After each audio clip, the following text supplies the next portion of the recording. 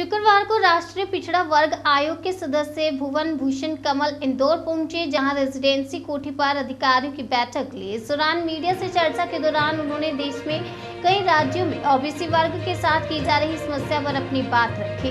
राष्ट्रीय पिछड़ा वर्ग आयोग सदस्य भुवन भूषण कमल ने कहा कि केंद्र सरकार द्वारा राष्ट्रीय पिछड़ा वर्ग आयोग को संवैधानिक दर्जा दिया है, जिसकी मांग पिछले लंबे समय से पिछड़ा वर्ग कर रहा था और पहली बार देश के इतिहास में पिछड़ा वर्ग को संवैधानिक दर्जा मिला है। लेकिन हम चाहते हैं कि सभी राज्य में एक तरह की स्थिति बने। उन्होंने कहा कि ओबीसी वर्ग को करने के लिए बहुत कुछ है, सरकार लगातार प्रयास भी कर रही है, लेकिन उसका फॉलोअप ठीक से नहीं हो रहा है।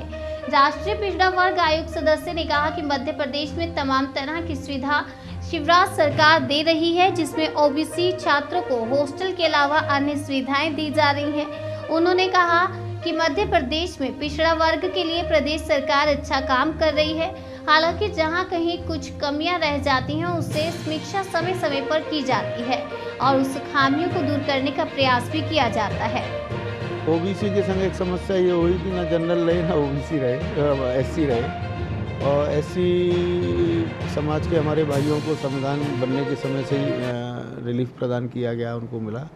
अब कई प्रदेशों में दिक्कत ये आ रही है, केंद्र ने जैसे सुप्रीम कोर्ट की गाइडलाइंस के अनुसार और जो मंडल आयोग की सिफारिशों के अनुसार 27% आरक्षण है, लेकिन कई राज्यों में हमने देखा कि वो 27% आरक्षण पिछड़ों को नहीं मिल रहा है। पंजाब सरकार में हम गए, जैसे केंद्र सरकार ने नीट में, मेडिकल कॉलेज में, सब में, केंद्रीय विद्यालयों में, आर्मी के स्कूलों में आरक्षण दिया है पिछड़े वर्ग के विद्यार्थियों को। पंजाब में हम गए तो देखा वहाँ पे मेडिकल में 0% आरक्षण दे रहे हैं।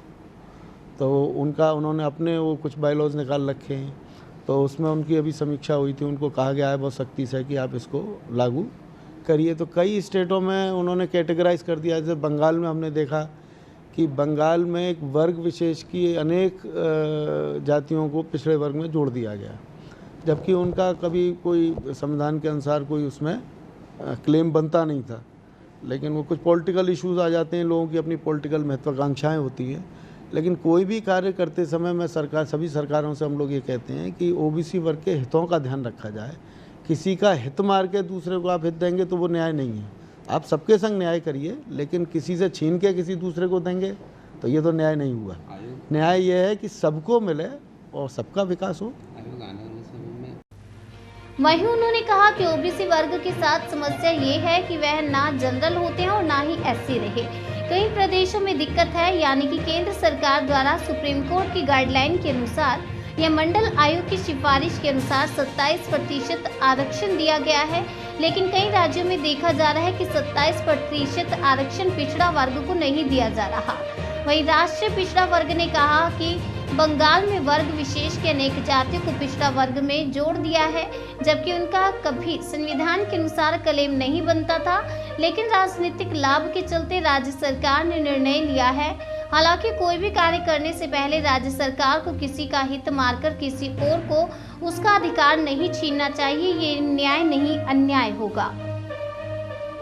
देखिए, केंद्र सरकार ने पिछड़ा वर्ग आयोग को, राष्ट्रीय पिछड़ा वर्ग आयोग को संवैधानिक दर्जा दिया, जिसकी डिमांड पिछड़ा वर्ग का समाज काफ़ी लंबे समय से कर रहा था और पहली बार देश के इतिहास में संवैधानिक दर्जा उसको मिला है।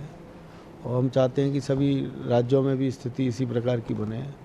और ओबीसी वर्ग के लिए करने के लिए बहुत कुछ है और सरकारें यथासंभव प्रयास करती हैं, लेकिन उसका फॉलोअप हो रहा है ठीक से नहीं। जैसे मध्य प्रदेश में तमाम हॉस्टल की स्कीम चल रही हैं, केंद्र सरकार की अपनी योजनाएं हैं ओबीसी वर्ग के लिए, जो योजना व्यापार बढ़ाने के लिए मुद्रा योजना के अंतर्गत, और तमाम मध्य प्रदेश में मैं देख रहा हूँ काफ़ी अच्छा काम सरकार ने किया है। उनको हॉस्टल्स प्रोवाइड कराना छात्रों को, मनरेगा के इशू पे भी और सारे इश्यूज़ पे भी।